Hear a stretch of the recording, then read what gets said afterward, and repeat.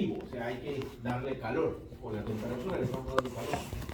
Y ese objeto que estamos trabajándole resulta que puede agarrar calor o puede dar calor. ¿Se acuerdan de las reacciones? Endotérmicas y exotérmicas, ¿no? Endotérmicas necesitan calor para que reaccionen y exotérmicas en el calor se liberan, ¿no? Libera energía. Entonces, ese tipo de cosas, ¿no? En función del calor se aplica una sustancia, entonces pues provoca cambios físico-químicos. Lo otro es, los cambios que ocurren en la sustancia van acompañados de una absorción o liberación de energía. Esa energía es calorífica, ¿no? Así como también de una pérdida o ganancia de peso y cambios dimensionales. O sea, su tamaño puede ir cambiando también. ¿Sí? Ese es el concepto de análisis térmico. Ahora, ahí nos hablan, por ejemplo, que puede liberar o ganar energía, puede perder o ganar peso, puede haber cambios dimensionales. Entonces, hay equipos, ¿no? Para cada uno de eso. Entonces, las técnicas de análisis térmico, nos vamos a irnos a las técnicas, a las diferentes técnicas. ¿Sí? Una de las técnicas es el TGA, que es el análisis termogravimétrico. Y el otro es DSC, es calorimetría diferencial de barriga. El otro es TMA, análisis termomecánico. Y después existe el DMA, análisis dinámico mecánico. El DA, análisis térmico y eléctrico. Eso quiere decir que también es una área amplia. Ustedes han estudiado termodinámica. Hay muchos parámetros de la termodinámica que se puede sacar con este tipo de equipos. ¿Sí? Se puede medir. Entonces, se usa bastante, también es amplio. Nosotros aquí básicamente vamos a tocar las partes que son más cotidianas. Esas dos, TGA y DSC. Más TGA y un poquito de DSC. Y ustedes pueden revisar en literatura cosas así. El TMA es el análisis termomecánico, pues cómo cambia las dimensiones. La dureza. Se dilata. Dureza, ¿no? El material.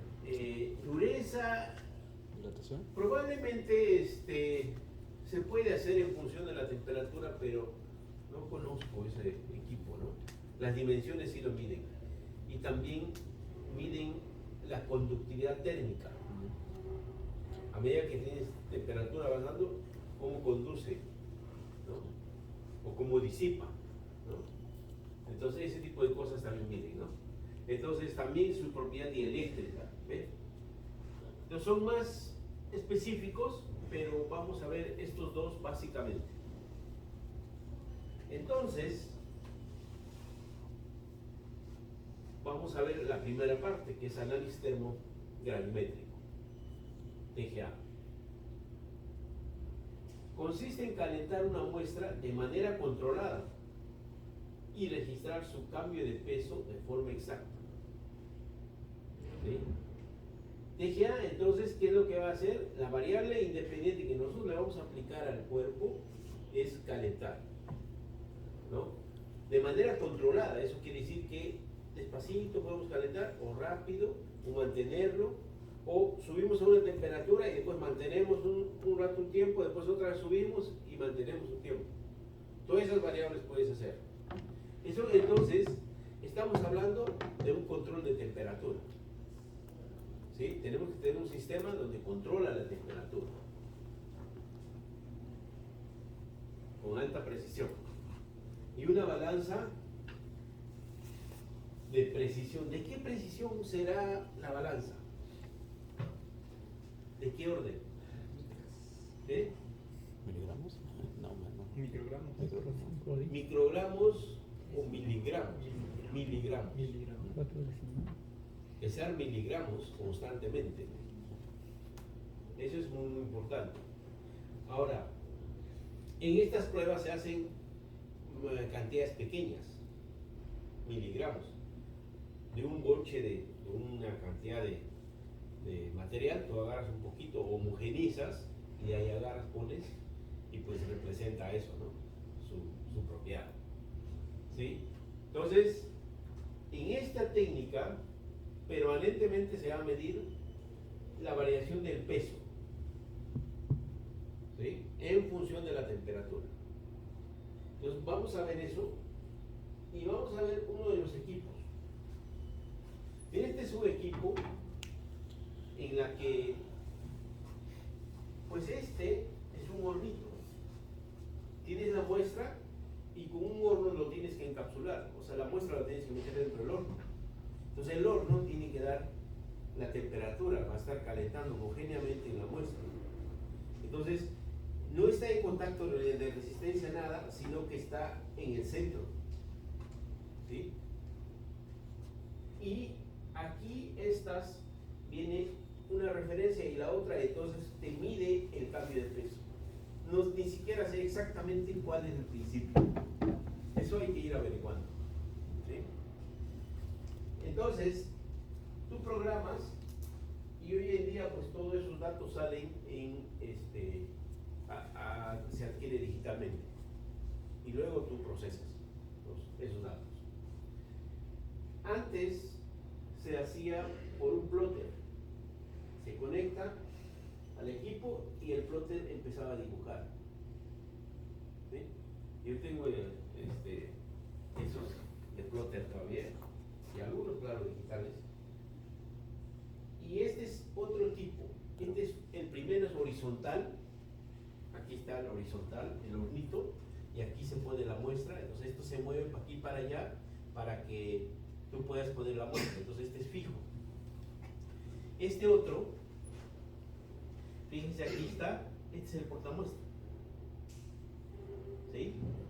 Y este es el horno.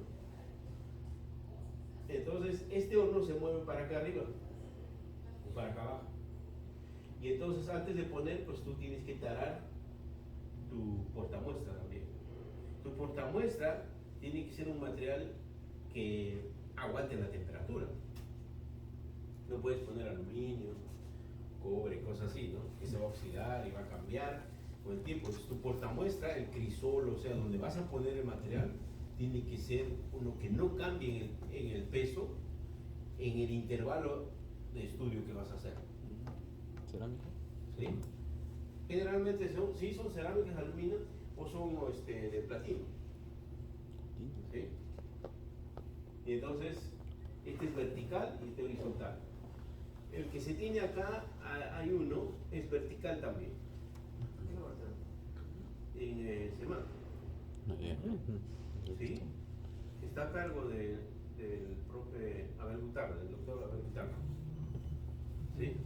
Así que sí, ya más o menos lo platiqué para que nos dé una chancita para ver, poner ahí y a ver cómo cambia el peso, registramos, ahí sale digital, ¿no? O sea, ahí hay uno. Humedad de suelo. Va a ser un poco de humedad de suelo. Sí, todo puede hacer ese tipo de cosas, ¿no? Entonces, es que el detalle es un equipo que hay, todo el mundo debería de usar. Todo el mundo, realmente. Ni se sabe qué hay.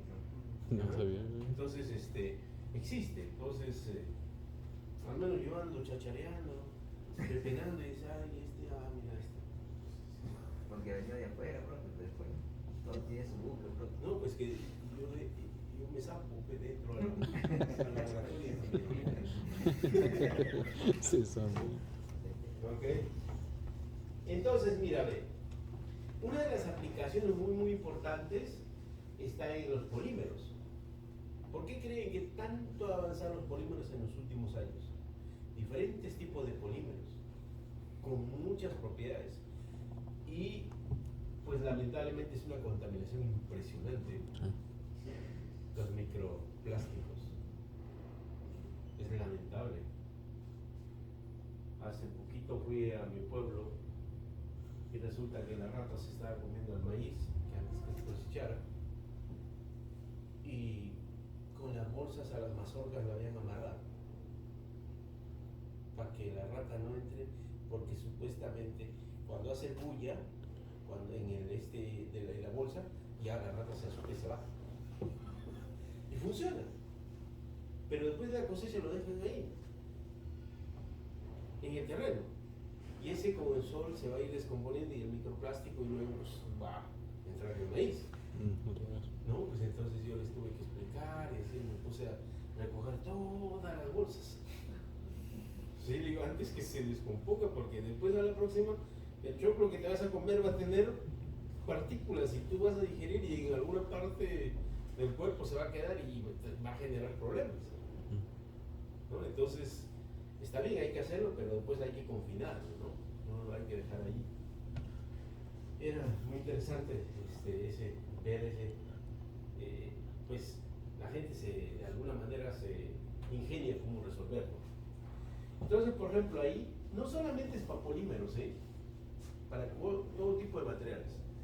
Se puede hacer análisis composicional, eso quiere decir de qué cosas está compuesto ese material. ¿Sí? ¿De qué cosas? Por ejemplo, las sales. ¿Qué pasa con la sal aquí?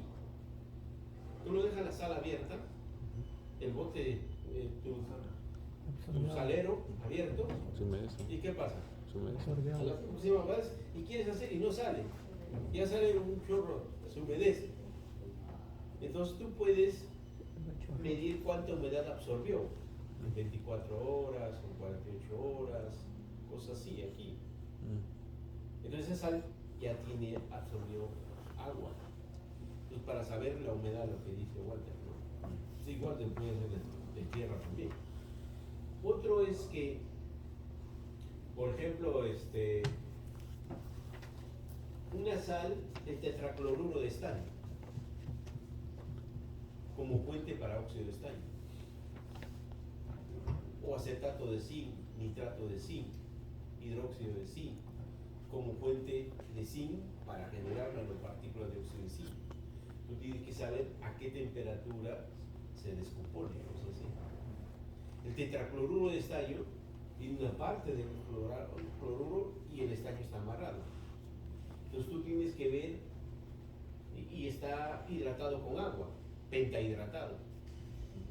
Cuando dice pentahidratado, en la molécula está amarrado el agua.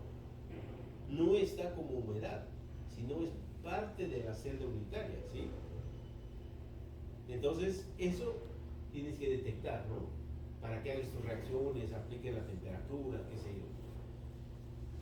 Entonces, en este caso son determinación de cargas inorgánicas, por ejemplo, en polímeros. Los polímeros ahora se han mejorado metiendo algunas sustancias inorgánicas. Ha cambiado sus propiedades, dependiendo de la cantidad y el tipo de cargas inorgánicas, ¿no? El otro es que la estabilidad térmica de un material. ¿Hasta qué temperatura puede aguantar ese material sin descomponerse, ¿no? Para que pueda trabajar frente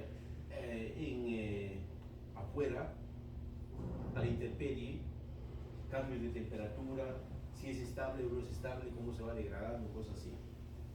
Otro es la determinación de retardantes de flama. Mira, este es interesante. Ahora hay materiales que te retardan que se prenda el fuego. Con un cortocircuito o algo así, el cable, si viene recubierto con retardante de flama, primero va a estar ahí intentando, no se va a prender rápido, sino va a empezar a oler, por lo menos. Va a empezar a despedir el gas, los CO2 o monóxido de carbono, qué sé yo. Entonces, si tú tienes un sensor, en esa aula, cosa así, se va a activar el sensor. Y entonces, inmediatamente van a buscar dónde está. Y si ya tienen mapeado más o menos en qué lugares está o qué sensor se disparó, pues se van directamente y van a buscar y por ahí va a estar iniciándose el cortocircuito o algo así. Entonces, tener tiempo para que puedas prevenir, sin retardarte tanto. ¿Sí? Ok, entonces, ese tipo de cosas en principio se puede puede hacer y les voy a mostrar algunas otras cosas. Entonces, ¿cómo funciona esto? En el caso de análisis composicional, nosotros no sabemos de todas las muestras a qué temperatura se va algunas partes de las moléculas. Pero entonces se tiene una regla empírica que es más o menos esta, que es de Daniel, que es un cuate que pues trabaja muchos años y está casi por jubilarse en estas técnicas. Él me pasó muchos de sus diapositivas. La regla empírica de descomposición por temperatura es el siguiente: tipo de compuesto y intervalo de temperatura de descomposición. Por ejemplo, puede estar volátiles, que es agua, solventes o cualquier otro líquido, empapado sobre tela, sobre un polímero, sobre esponjas, qué sé yo. Entonces, estos volátiles más o menos se van a menores de 200 grados o alrededor de 200 grados, desde la temperatura ambiente hasta 200 grados. Por ejemplo, el agua de la humedad, ¿a qué temperatura creen que se va a ir? 100 grados, ¿sí? Porque es humedad, ¿sí? Si se va por encima de 100 grados, ¿qué podrán decir? El agua. A partir de 30 No ya es se agua, está ¿no? yendo. Depende de la presión y la temperatura. La temperatura se Claro, pasa de la 100. presión. Claro, depende de la Pero presión. acuérdense, en el caso del agua, acuérdense, si nosotros tenemos un bloque de hielo y le damos calor, resulta que ese bloque no va a cambiar la temperatura. Primero va a usar para que pueda Generar derretirse, el calor latente. Igual sucede para evaporarse todo, ¿no? Entonces, sí se va a partir de 30 grados, cosas así, va poquito, pero si tú vas calentando, siempre la mayor parte se va a ir a los 100 grados, cuando está en una humedad, alrededor de 100 grados. Pero si se va más arriba, hasta 200 grados van esos, resulta que esa agua ya no está en humedad, ya no es humedad, está enlazado, está en el cristal. Hay un experimento con una sartén que pones una gota de agua y pones esas temperaturas hasta 500 por ahí y se forma como un colchoncito de vapor y parece que están evitando la gotita de agua. Ajá, ahí se evapora. Sí, pero llega a esa temperatura que ya no el vapor como que se adhiere a la gotita de agua y forma como un colchoncito. Sí. Capa protectora. Ajá, son ese tipo de cosas. Por ejemplo, a ver, nada más que vamos a pasar a la etapa de preparar comida. ¿Por qué creen que a los ajís o al huacatay o al culantro se tiene que freír en aceite y no en agua? ¿Por qué? Porque si solamente está en agua, la han hecho hervir a que sea un buen rato, qué sé yo, y comes, te va a hacer eructar. Más que nada el huacatay. No vas a poder procesar. No somos capaces de procesar. Quizás poco, si comes poco, cosas así, pero si comes regular, resulta de que te va a hacer eructar y pues hasta la digestión se te va a echar a perder. Porque antiguamente, por ejemplo, la pachamanca todo el mundo come, ¿no? Sí. Y se hacía la salsa con el huacatay y el queso, pero crudo. Y a la hora de comer, tú estás comiendo la papa con la salsa, te comes, y todo el mundo generalmente quedaba mal de la panza. Gas. Y decían, ¿por qué? ¿Por qué? ¿Por qué? Y ahora ya se sabe porque no podemos procesar el huacatay crudo. Entonces ahora para hacer esas salsas, para comer el ajicito, el huacatay hay que sofreírlo en aceite. Porque ahí hay enzimas que nosotros no podemos desdoblar. ¿Sí? El aceite y no en el agua. ¿Por qué? En el aceite va a llegar a mayor Temperatura. temperatura. El agua se va a evaporar a 100 grados. El agua hierve a 100 grados y mantiene 100 grados el agua por el calor latente hasta que se evapore. Entonces, por más que haces hervir ahí, no llega a más temperatura. Puede llegar en una olla a presión, Depende. quizás a mayor temperatura va a llegar. Pero entonces se dan cuenta que por qué esa sazón hay que hacerlo en aceite. En aceite llega mucho más temperatura. Entonces ahí sí llega a degradar a esas enzimas, o no sé, las sustancias que tienen esas hierbitas aromáticas que nosotros ya podemos desdoblar, ¿no? En la digestión. Ese es el detalle. ¿Sí? Muy bien, entonces, ¿el alcohol a qué hora a qué temperatura se va a ir? 65. ¿Sí? 65. Ajá, 70, 72, 75. Pero todo eso es a nivel del mar. Acuérdense también. Es decir, todo, entonces cuando están experimentando, ustedes tienen que darse cuenta que en dónde están haciendo experimento, por lo menos hoy en día, si la presión atmosférica, todo se tiene, ¿no? Entonces, es muy importante que registren. Ahora, los materiales orgánicos compuestos con carbón, que son polímeros y otros, se van de 200 a 650. Más o menos esos son los intervalos. Eso es el olfato que tenemos que tener para interpretar los resultados. Si hay un bajón de temperatura, no, en el peso a 100 grados, ¿qué puedes decir? Que esa sustancia estaba Hidratada. ¿sí? Entonces esas son las cosas que tenemos que tener. Y los inorgánicos, que son los metales o los óxidos, las sales, sulfatos, carbonatos, a mayores de 650, inclusive se van a mantener.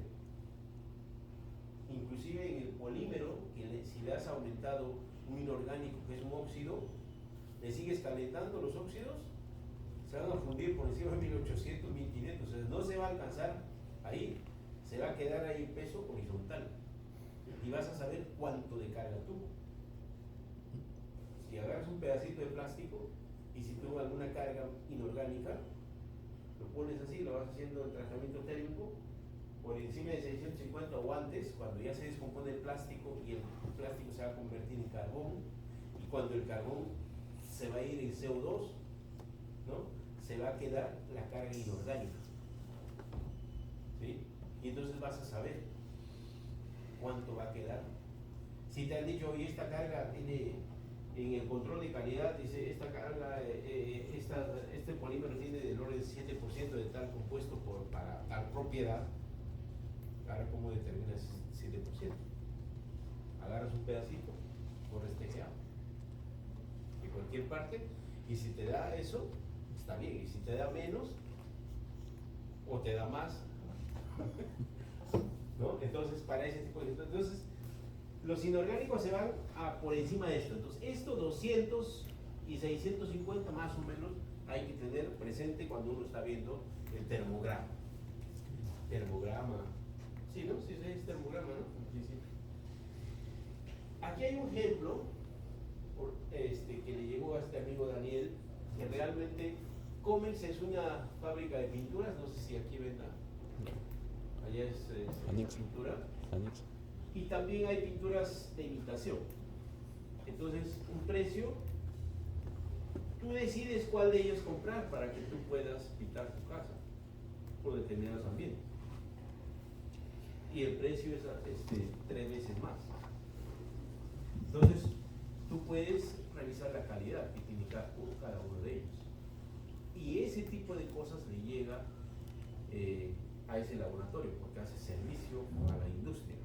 Cualquier cantidad con TGA, con estos análisis técnicos, se hace cualquier cantidad de servicio a la industria, ¿no? Entonces, o para certificar cuánto tiene, cuánta carga, todo eso, ¿no?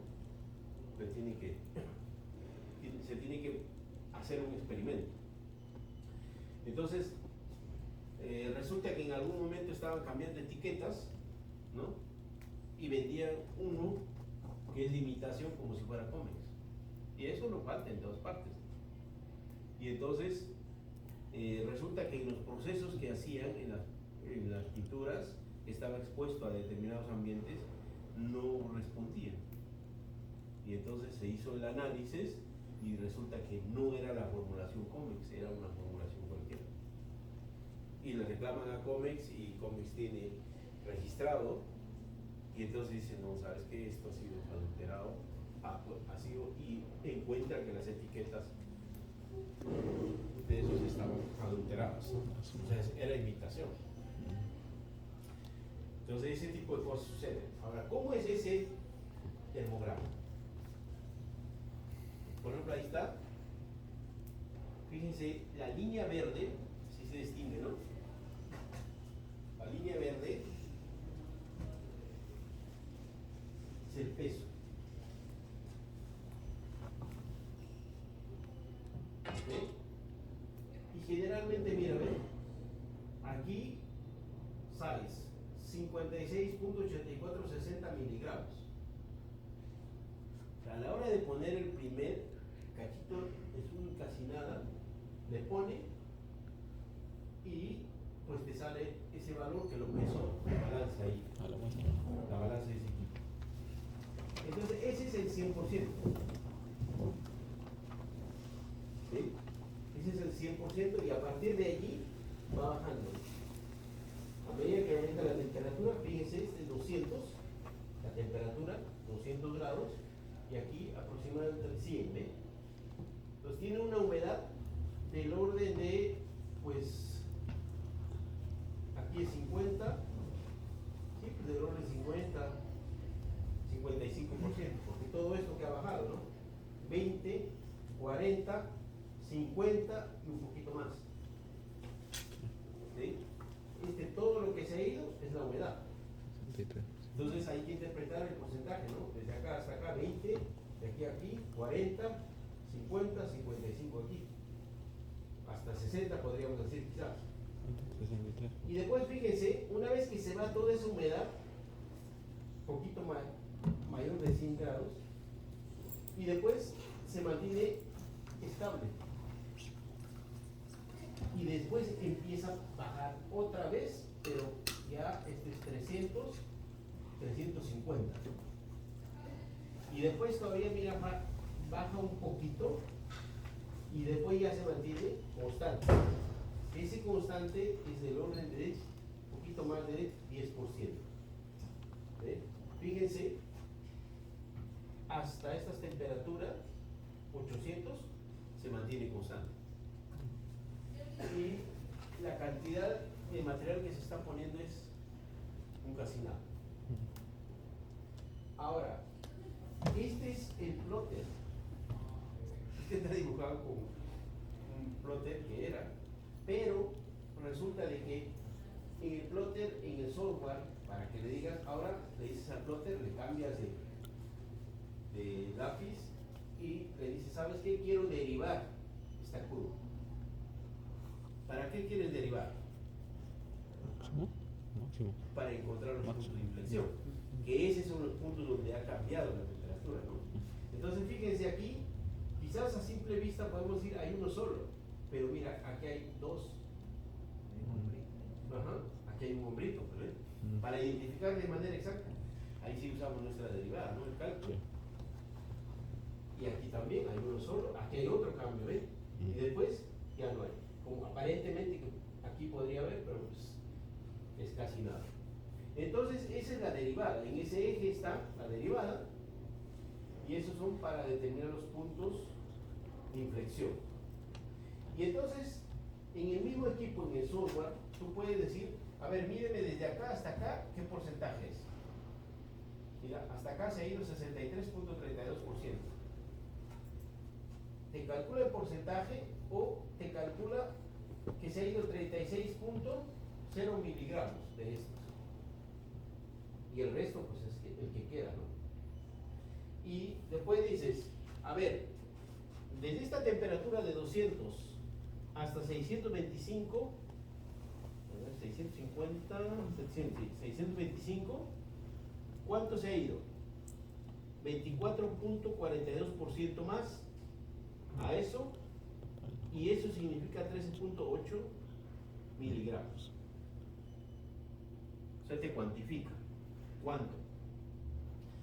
Estos valores, si nosotros postulamos a la reacción, se convierte en moles. en pesos moleculares. En la reacción. Y se puede encontrar la reacción. Y termodinámicamente muchas cosas sí se plantea la reacción para hacer determinadas cosas. Entonces, por eso que se determina. Vamos a hacer algunos ejemplos de eso. ¿Sí? Pues ahí te dice cómo cambia. Y esta es solamente la derivada. Este es el puro TGA. ¿Ok? Hoy en día esto te la dan digitalmente y pues en cualquier software ahora derivas, ¿no? Y encuentras todo y graficas, muchas cosas puedes hacer. Muy bien. Después hay varios tipos de TGA que les decía que puedo calentar continuamente con una rampa de 5 grados por minuto, 10 grados por minuto, 20 grados por minuto, 2 grados por minuto. Entonces, a eso se le llama Dynamic TGA. O sea, permanentemente estamos cambiando. Y el Static TGA es que tú le mantienes, subes rápidamente a una temperatura y mantienes a esa temperatura estática. ¿Sí? Esa es otra. Porque cuando estás manteniendo a la temperatura, va a ir cambiando de peso también en determinados procesos. Y el otro es una combinación de estos dos, el cuasi estático. Eso quiere decir que tú puedes subir a una temperatura, mantener tu tiempo, subir a otra temperatura, mantener tu tiempo. Entonces esos tres puedes hacer mínimo en un equipo, esos tres puedes hacer de TGA. Porque al fin y al cabo es la programación de temperatura. Y ahora hay un chorro total de equipos de control de temperatura. Entonces vamos a ver esta curva. Fíjense, el eje horizontal, ¿qué es? Bien. ¿Sí? Y el verde es el peso. Y aquí no te han puesto el porcentaje. Miligramo. Eso quiere decir que si está en unidades de miligramos, acá dice, mira, aquí esta es la cantidad de miligramos el peso, y lo han graficado en función del peso, de cómo va cambiando en miligramos, no lo han convertido así a porcentaje. Y puede ser así. Va cambiando el peso, y este guindo es cómo cambia la temperatura. Mira, sube, mantiene, esto es 10, 20, 30, no. 10, 40, 30, 20, desde 10 de temperatura ambiente, estaba frío ese día, ¿no? Sube y luego mantiene este tiempo y luego sube la temperatura, mantiene. Mira, este cambio es por esto, porque acuérdense, en el horno, si el material gana o pierde calor, resulta que va a desestabilizar toda esa parte. Entonces por eso mira aquí, pero este es horizontal y luego puede seguir subiendo. Y entonces fíjate, aquí está la temperatura como cambia, y este es el tiempo que has programado la rampa, y esto es el flujo de calor que absorbe, el azul. ¿Sí? Aquí absorbió, aquí liberó. ¿Sí? Entonces, este tipo de gráficas puedes hacer, ¿sí? De tu material. Todo ese tipo de cosas, o si tienen la oportunidad de adquirir, tienen que pedir más o menos ese tipo de cosas. Ahorita los vamos, no se preocupen. Ahí hay. Yo lo saqué esto de esta literatura, se los voy a pasar. Mira, fíjense, aquí dice que hay uno en YouTube Training Course that has a good explanation about how la TGA works. ¿No? Está muy interesante, hay que revisarlo. Aquí hay que tener cuidado, ¿no? Te puede bajar esa cantidad de páginas si lo quieres tener, pues abona, si no, no. Y después aquí hay otra página que me encontré, está ahí muy interesante también, es de Perkin-Elmer, todas. En cada uno de estos hay información importante de esto. Pues hasta aquí nos vamos a quedar con la clase de hoy. El viernes continuamos. Echen una miradita a estas sites.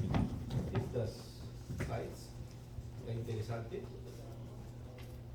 Y de paso pues, tienen que tener su colección de información que tengan, ¿no? Si encuentran algo muy interesante, compartan, no se lo guarden. Por favor, los que no han firmado, que firmen. Ahora, mientras van firmando también el asunto, la estancia en Arequipa está confirmada verbalmente. No nos han dicho exactamente, pero parece que se va a confirmar por escrito. Ni modo. Se va a mantener eso y así que pueden ir adquiriendo sus pasajes con esas fechas que les he pasado. La fecha sí está. Sí, las fechas están. Esos días que les dije, con qué días vamos a trabajar en esos lugares, está. Y en el extremo caso, que no nos dejen, pues ni modo. En el hospedaje, donde sea, discutiremos muchas cosas ahí. Va a haber muchas cosas para trabajar.